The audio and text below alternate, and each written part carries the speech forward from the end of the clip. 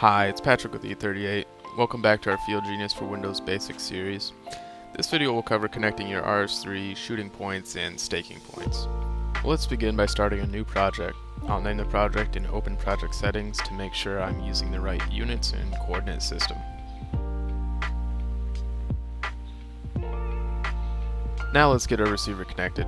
I'll add a new profile and name it RS3. Select Edit, then Model and Communication. We will keep NMEA and Basic for make and model. We will search for our receiver over Bluetooth.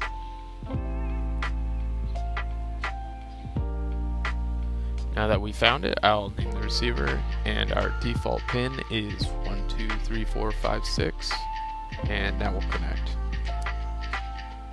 Success. Now, before collecting points, I'll input my 2-meter pole height and 134mm antenna offset. Now to collect, I'll click on the RTK Fixed button and store that point. From here we can add a description or adjust our antenna or type of point we want. Let's keep it simple for now and just store this point as is. I'll collect one more point before staking these out.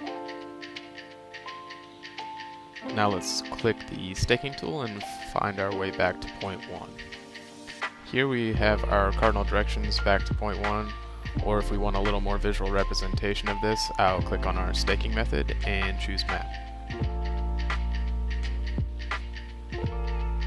Now that we found our mark, we have the option to save and overwrite our old point or save it as a different point. There you have the basics on connecting a receiver, collecting and staking out points. We'll see you in the next video where we import and localize to a DXF file.